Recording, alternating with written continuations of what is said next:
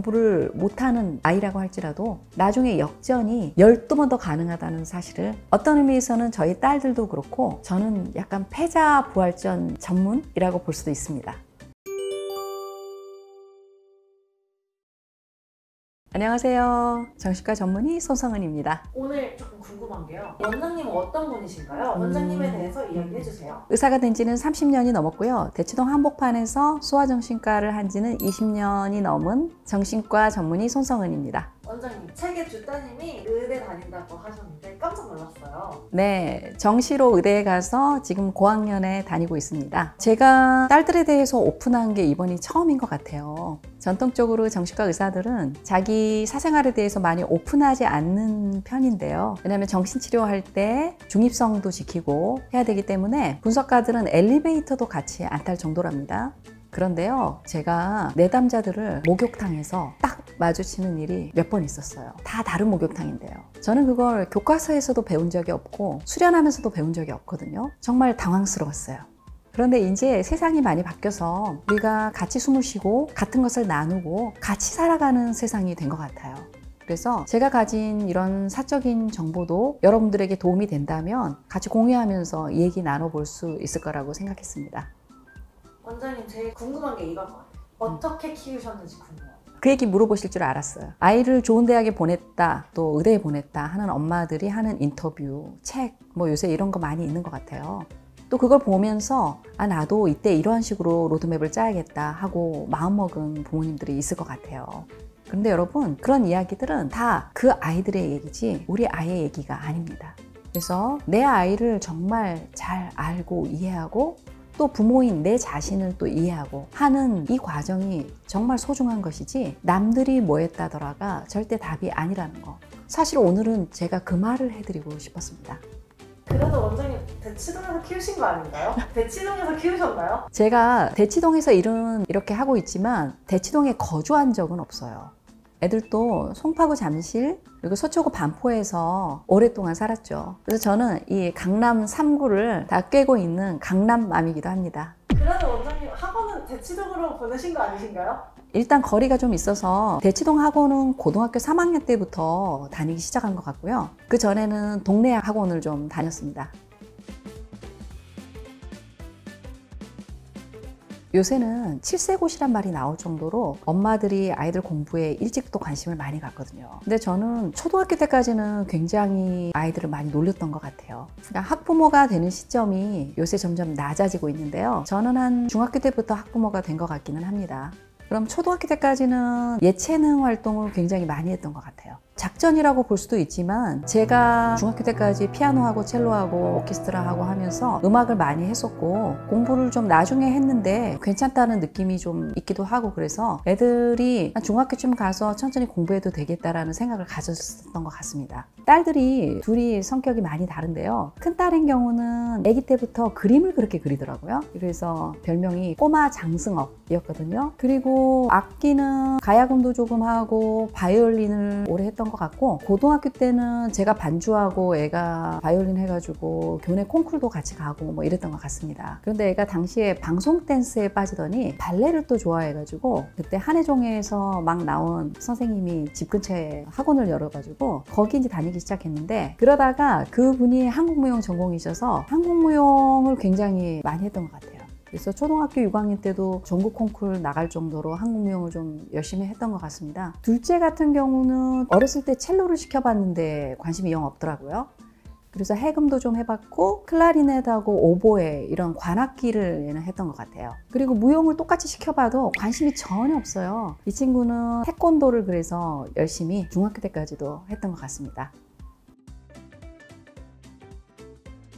저는 어렸을 때부터 아이들한테 우스갯소리로 너희가 지구전사다, 우주전사다 이런 말을 하고는 했었거든요. 장차 지구를 더 밝은 지구로 만들어갈 사명을 띈 아이들이다 이런 얘기였죠. 그런데 우리는 한국 사람이잖아요. 한국 전통이 우리한테 큰 힘이 될 수 있는 요소를 가지고 있다고 생각합니다.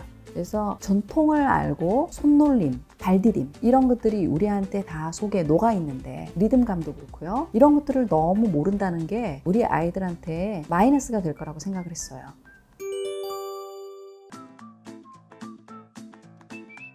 초등학교 때 공부를 되게 못했어요. 저는 기억나는 게 초등학교 1학년을 보냈는데 합과차를 구하시오 뭐 이런 게 있더라고요. 되게 어려운 말 아닌가요? 그리고 딸들의 이게 사생활에 걸린 거라서 어떤 딸은 어땠다 이게 말할 수가 없어요. 그래서 좀 안타까운 면이 있는데 어떤 친구는 수학을 너무 못해서 선생님이 수학 과외를 해야 되지 않느냐고 저한테 할 정도로 초등학교 뭐 5학년 때도 수학 한 40점 맞고 이랬던 것 같아요. 그럼 원장님 뭔가 공부하고는 동떨어져 있다라고 느낄 수도 있잖아요. 그런데 초중고 시절 성적 관리나 생활 습관을 어떻게 잡아주셨는지. 사실 초등학교 때 그렇게 공부를 시켜야 된다는 생각을 별로 안 갖고 있었던 거 사실이에요. 그래서 아이들이 퀼트 바느질하는 데 가가지고 주머니 만들고 있고 5, 6학년 때도 그랬던 것 같거든요. 그리고 동네 학원을 뭐 안 간 거는 아니지만 수학학원 같은 데도 그렇게 관심을 안 보이면 다니다가 안 다니고 못 다니고 이랬던 것 같아요. 아마 잘하고 열심히 하는 친구들 같았으면 제가 그렇게 학원을 안 보내거나 이러지 않았을 수도 있을 것 같은데 해봐도 잘 안 되니까 못 보냈다 이렇게 보는 것도 맞겠는데요.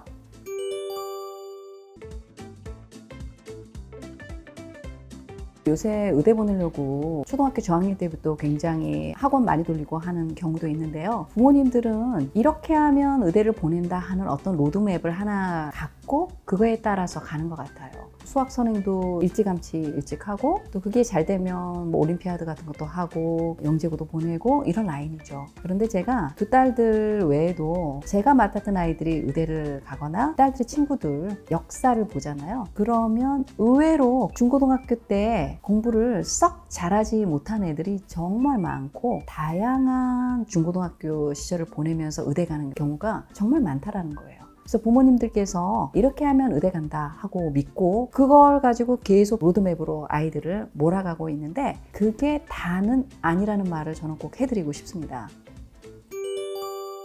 의대 갔다고 책 쓴 엄마들 책을 뒤적거려 보니까 어릴 때부터 공부를 잘하고 수시로 의대를 간 비법들을 적어놓은 경우가 참 많더라고요. 그런데 그런 아이들은 사실 소수입니다. 초등학교 때부터 그렇게 탑 클래스에 있는 애들이 얼마나 되겠습니까? 여러분들이 그 소수의 아이가 될 수 있나요? 여러분들의 아이가 선행이나 공부를 못하는 아이라고 할지라도 나중에 역전이 10번 더 가능하다는 사실을 저는 오늘 꼭 말씀드리고 싶습니다. 어떤 의미에서는 저희 딸들도 그렇고 저는 약간 패자부활전 전문이라고 볼 수도 있습니다. 그래서 중고등학교 때 말 안 듣고 힘들어서 저한테 오시는 학생들이나 엄마들 보면 저는 되게 반갑고 정말 진심으로 제가 산 증인이기 때문에 용기를 드릴 수 있습니다. 제가 학부모가 한 중학교 때부터 됐다는 거잖아요. 그 학부모라는 말이 무슨 뜻이냐면 부모가 아이 성적에 관심을 갖는 때를 얘기합니다. 초등학교 때까지만 해도 40점 받아와도 뭐 그럴 수 있지 라고 했는데 중학교 때부터는 성적이 나오잖아요. 그래서 많은 부모님들이 이게 좀 입시하고도 관련이 있다 이렇게 느끼기도 하시고 내 아이 성적을 보면서 충격에 빠지는 부모님들이 많으실 겁니다. 저도 우주 전사들을 키웠던 입장으로 성적이 좀 이상한데? 라는 느낌을 받고 아이들을 안 좋았다 그러면은 사실이 아니겠죠. 저희 아이들이 모범생이고 엄마 하라는 대로 잘하고 알아서 그냥 공부하고 이런 아이들 같으면 저는 오늘 여기서 딸들 얘기를 안 했을 것 같습니다. 그럼 원장님 그때가 사춘기잖아요. 사춘기 때 의대 준비와 공부의 압박을 어떻게 조율하셨나요? 많은 부모님들이 그렇지만요. 저는 아이들 중학교 또 사춘기를 거치면서 내가 아이들을 어떻게 할 수 없구나. 이 사실을 확실히 깨달았습니다. 이 사실을 빨리 깨달을수록 아이들이 잘 큰다라는 말을 부모님들께 해드리고 싶습니다. 그래서 많은 부모님들이 중학교 1학년, 2학년인데 바로 옆에다 놓고 문제집도 풀리고 교과 진도 체크하고 이렇게 하시는 부모들 많이 있으시거든요. 그리고 그걸 또 받아들이고 엄마랑 함께 잘하는 친구도 있지만 대부분의 아이들은 엄청나게 격렬하게 저항할 겁니다. 그 아이들이 저는 살아있는 아이들이라고 부르고 싶습니다. 원장님 말씀을 듣고 보니까 딸들이 스스로 공부하게 만들으셨다. 약간 이렇게도 들리거든요. 그런 비결이 있으신가요? 제가 그 생각을 많이 했죠. 그러니까 공부는 기본적으로 머리는 좀 있어야 되고요. 애들 웩슬러 지능검사 이런 거 어릴 때 해보니까 머리가 괜찮더라고요. 그래서 이제 기대를 좀 하기는 했는데 공부를 하려면 머리도 좀 기본 장착이 돼야 되지만 자기가 하려고 해야 되거든요. 이게 없이는 절대 안 됩니다. 그래서 자기 주도적 학습이라는 게 부모님이 원하는 상이 있는데요. 애들이 정말 자기 주도적이 되려면 애들이 자기 마음대로 해본 경험이 있어야 됩니다. 그런데 많은 아이들이 사실 요새 과보되고 있고 어려운 일을 많이 안 해보고 크는 것도 사실입니다.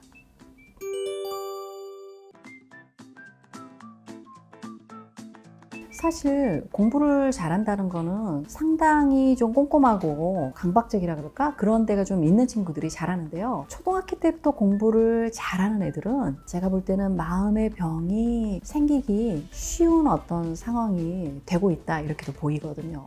그래서 그 초등학교 때부터 공부를 잘하는 친구들이 고등학교 때쯤 가서 되게 힘들어하는 친구들이 참 많아요. 그런데 초등학교 때 기본적으로 놀고 중학교 때 정신 좀 차리고 고등학교 때는 해보면서 깨지면서 내가 이것밖에 안 되구나 정신을 차리고 철이 들어서 고3부터 좀 늦게 발동거리는 많은 친구들. 요새 애들이 사실 뭐 지수도 하고 삼수도 많이들 하잖아요. 그러면서 자기 길을 찾아가면은 저는 땡큐라고 봅니다. 사실 아이들이 독립성이 없고 20대에도 굉장히 방황하는 친구들이 많거든요. 왜냐하면 뒤늦게 방황하는 거예요. 혼자서 뭔가를 해본 경험이 별로 없거든요. 그래서 여러분 중학생들 엄마 말 안 듣기 시작하고 되게 자기 주장 세게 내는 아이들 있다면 뒤로 조금 물러나 보십시오. 아이들이 그렇게 세게 나가는 것은 부모님하고 어떤 공간을 확보하고 거리를 확보하기 위한 그들의 몸부림일 수 있습니다. 엄마들은 습관을 길러줘야 된다고 하면서 숙제나 성실한 태도를 항상 말씀하시거든요. 중요합니다. 그런데 이 모든 것에 있어서 억지로 할 수는 없고요. 자기가 하려고 해야 된다는 겁니다. 그 하려고 하는 발동이 언제 걸릴까요? 그게 관건이거든요. 그런데 엄마가 애가 좀 해줬으면 하는 마음이 앞서갈 때는 아이의 그 마음이 올라오기가 쉽지 않습니다. 엄마가 조금 물러날 때 아이가 이건 뭐지? 보호받지 않는 이 상황은 뭐지? 이렇게 생각하면서 정신 차릴 가능성이 더 많아지거든요. 그리고 공부를 하려고 마음을 먹은 때부터 사실 공부를 하려면 체력이 있어야 됩니다. 그래서 많이 놀더라도 체력 관리는 해야 됩니다. 그래서 그게 운동을 하든 빨빨거리고 여기저기 많이 쏘다니든 다리도 튼튼하고 세상 경험도 좀 많이 하고 이런 것들이 나중에 공부를 하려고 했을 때 뒷받침이 되는 그런 자원이 됩니다. 그리고 예체능 교육 저는 되게 필요하다고 보는데요. 우리가 살아가면서 결정을 내리기 어렵고 되게 미묘한 균형 감각이 필요한 때가 있습니다. 이럴 때 이 아이들의 균형을 잡는 마음이 예술적인 훈련을 많이 받은 친구일수록 크다고 저는 믿습니다. 그리고 음악 같은 경우도 결국은 수학이나 문학과도 연결된다고 저는 생각해요. 그리고 특히 댄스하는 거 되게 많이 장려하거든요. 댄스는 기본적으로 그냥 PT를 받거나 근육 훈련을 하는 것과 좀 다릅니다. 귀로 음악을 듣고 몸의 근육을 그것에 맞춰서 협응력 있게 아름답게 써야 되잖아요. 자기를 컨트롤할 수 있다는 건 자기 몸을 자기가 쓸 수 있는 사람이 돼야 된다는 겁니다. 사실 제가 부모님들께 많이 권유해 드리는 게 집안일 시키는 겁니다. 많은 부모님들이 사춘기가 돼서 중고등학교 때도 빨래하고 밥 해주고 간식 챙겨주면서 공부만 하라고 하는 겁니다. 그러다 보니까 엄마가 화가 나요. 저는 기도를 많이 했던 것 같아요. 내가 뭐 의사하고 소아청소년 정신과 전문이고 그렇지만 내 자식이 내 마음대로 안 된다는 느낌을 받을 때 그때 자신의 한계를, 인간적인 한계를 느끼거든요. 많은 똑똑한 부모님들이 자기 일은 자기가 알아서 할 수 있었는데 자식 일은 자기 마음대로 안 된다는 걸 느끼면서 크게 좌절하면서 더 괜찮은 인간이 되는 것 같습니다. 그래서 제가 항상 느끼는 건 이 아이들이 부모를 성장시키기 위해서 왔구나. 그래서 내가 좀 성숙하고 나면 애들이 사고를 좀 덜 치더라고요.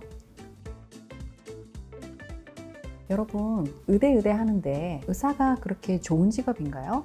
다른 사람 피고름 다 닦고 생명 책임을 져야 돼서 굉장히 험난한 직업입니다. 그리고 20대 때도 거의 놀지 못하고 도서관에서 삶을 보내야 돼요. 그래서 어떻게 보면 딸들 볼 때 되게 불쌍하다는 생각을 저는 하곤 하거든요. 요새는 정말 다양한 직업도 많고 여러분의 자녀들이 다른 영역에 있어서 굉장히 빛을 발할 아이들일 수도 있어요. 그런데 남들이 좋다는 의대, 그걸 목표로 아이들은 원치 않거나 아이들은 별로 생각이 없는데 부모님이 밀어붙이고 있다면 이건 다시 한번 생각해 봐야 될 것 같습니다. 사실 지금 아이들이 의대 다니고 있고 고학년이지만 조금 다른 행보를 하고 있어요. 다른 일도 좀 겸하고 있고 이렇거든요. 모든 게 의대가 또 끝은 아니다, 이런 말도 저는 해드리고 싶습니다. 오늘 또 애들이 엄마가 생각하는 것처럼 말을 안 듣고 학원 숙제도 안 하고 너무 속상하신 부모님들, 아이 미래가 어떻게 될까 너무 불안하신 부모님들, 아이들 이름을 휴대폰에 어떻게 저장해 놓고 계신가요? 저는 어차피 잘 될 녀석이라는 이름으로 아이 이름 저장하는 걸 권해드립니다. 부모님들이 불안할 때 아이한테 자꾸 푸시를 하게 되고 아이를 체크하게 되는 것 같습니다. 정말 우리가 아이의 미래를 책처럼 들춰볼 수 있어서 아이가 이미 성공하고 이미 잘 되는 아이들이라 그런다면 엄마들이 돌이켜볼 때 좀 마음이 편하지 않을까요?